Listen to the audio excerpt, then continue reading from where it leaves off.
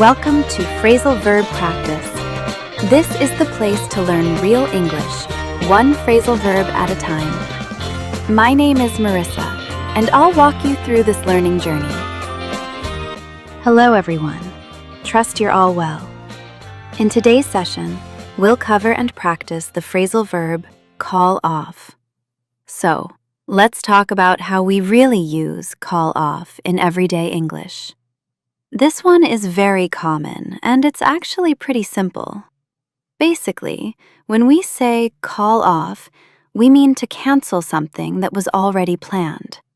So, a meeting, an event, a trip, anything like that. For example, they called off the meeting. The game was called off because of the rain. We had to call off our trip. So, the idea here is clear. Something was planned, and then a decision was made to stop it or cancel it. Now, let's quickly hear how call off sounds in other languages. In Spanish, it's like cancelar. In French, annuler. In Portuguese, cancelar. In Italian, annullare.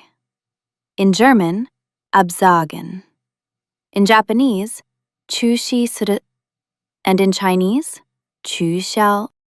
People usually use call off in very specific situations.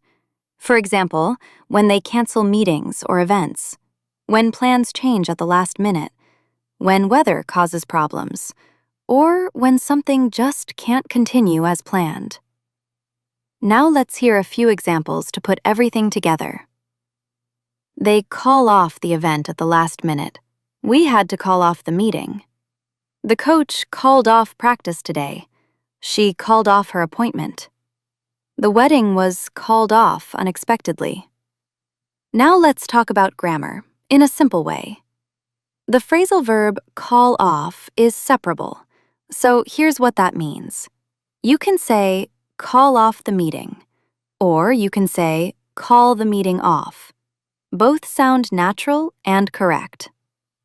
Structure: call off plus object, call plus object plus off. Here's the key point to remember. When you use a pronoun, it goes in the middle. So we say, they called it off. She called it off yesterday. Now let's practice. First, you'll hear a short text about everyday life.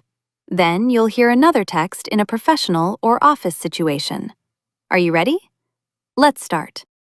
Saturday was supposed to be busy, but it didn't turn out that way. I woke up early, checked the weather, and saw dark clouds everywhere. I had planned to meet a friend for breakfast, but with the rain coming down hard, we decided to call off the plan and stay home a little longer. Later in the morning, my brother texted me about a hike we had been talking about all week.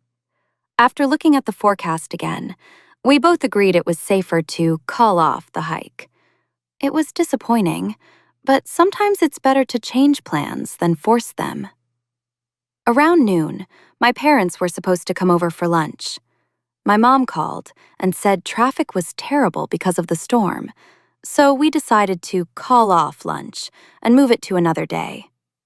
I also had to call off a dinner reservation I had made for that evening, which felt annoying, but necessary. In the afternoon, a friend messaged our group chat about movie night.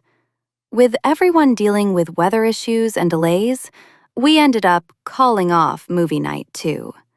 One person joked that we should just call off the entire day and try again tomorrow. By the time evening came, the rain still hadn't stopped. I was supposed to babysit for a neighbor, but they messaged saying they'd call off their plans and stay in. At that point, I grabbed a blanket and accepted the slow pace of the day. Before bed, I looked at my calendar and crossed out a picnic planned for Sunday. If the weather didn't improve, we'd probably call off that too.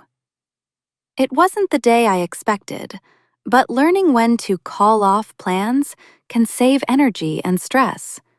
Sometimes, choosing to call off something is the best decision you can make.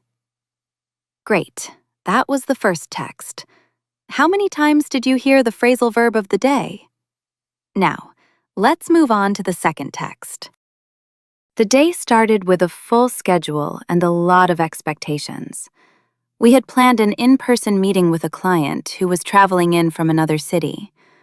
Early in the morning, though, an email came in saying their flight was delayed.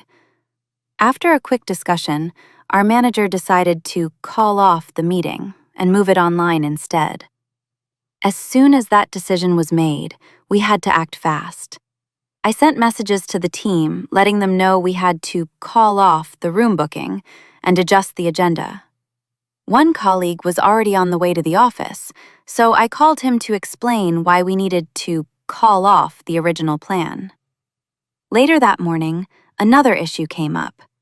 A system update was causing problems, and the training session scheduled for the afternoon no longer made sense. After reviewing the situation, we agreed to call off the training and reschedule it for next week. It wasn't ideal, but it was better than running a session that wouldn't be useful. Around lunchtime, a project review was supposed to happen with multiple departments. Because several key people were now busy fixing the system issue, the project lead decided to call off the review meeting as well.